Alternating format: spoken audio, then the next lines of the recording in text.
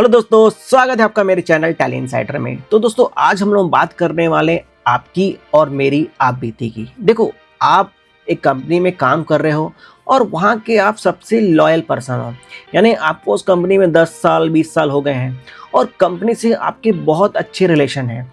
Company आप पर trust करती है, वहाँ के जो मैनेजिंग डायरेक्टर हैं वो सब आप पर ट्रस्ट करते हैं। आपकी आपस में बहुत चर्चाएं होती हैं कि यार ये बंदा बहुत अच्छा है। ये सब क्यों होता है? क्योंकि आप उस कंपनी को प्रॉफिट कमा के देते हो।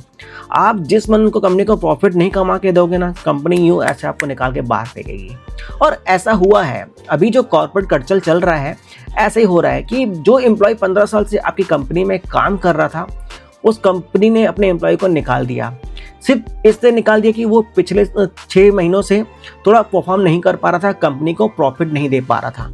तो आज हम लोग जो सोचते हैं ना कि यार मैं कहीं 5 साल से काम कर रहा हूँ, कंपनी मेरे लिए लॉयल है, मैं कंपनी के लिए लॉयल हूँ, तो आप गलत हैं। जब तक आप में प्रॉफिट दिख रहा है तब तक कंपनी क्या है, आपसे जुड़ी हुई है। जिस दिन आप 1-2 महीना 3 महीना अगर कंपनी को प्रॉफिट नहीं दे पाओगे ना, कंपनी आपको लात मार के भगा देगी। देखो, मेरे जो हो सकता है मैं कुछ जो वर्डिंग कर रहा हूँ आपको बुरी लग रही हो, बट ये सच है। आप इग्नोर कीजिएगा उन चीज़ों को, या मैं माफ़ी चाहता हूँ उन चीज़ों के लिए आपसे, बट ये चीज़ें सही हैं। अगर आप किसी कंपनी में काम कर रहे हो, उनको प्रॉफिट दे पा रहे हो ना, तब तक कंपनी आपके लिए ठीक है। और अगर ऐसा होता है सडनली कि आपको जॉब से निकाल दिया जाता है, तब क्या होगा? तो उसके लिए आप क्या करो, आप नौकरी करो। मैं ऐसे नहीं बोल रहा हूँ कि आप नौकरी मत करो।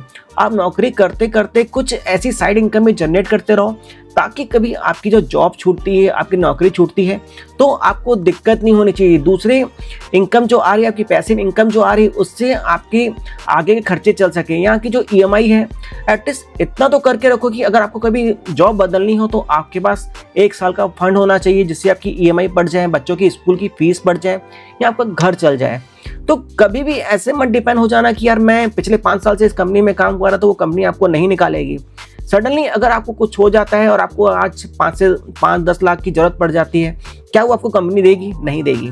गाइस, वो इतने बहाने बना देगी कंपनी पैसा देने के लिए कि यार ऐसा नहीं है, मैं आपको 1 ही लाख दे सकती हूँ। और वो क्यों देगी यार? तुम कंपनी के लिए कर क्या रहे हो? तुम नौकरी कर रहे हो, अपनी सैलरी ले रहे हो, भाई उनका तो काम ही वही है ना।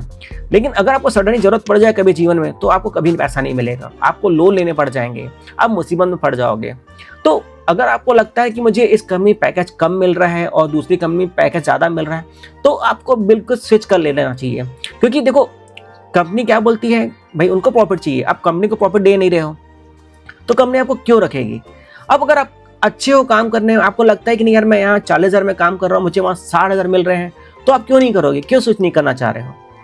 तो हमेशा अपने बारे में सोचो। मैं ये नहीं कहता कंपनी के बारे में गलत सोचो, कंपनी के बारे में सोचो, बट क्या कंपनी के ऐसे कुछ टाइप्स हैं हमारे साथ कि फ्यूचर में कुछ होता है तो कंपनी क्या हमारा जो पीछे जो होनी है चीज़ें, उसका हमारा क्या ठेका लेके बैठी है?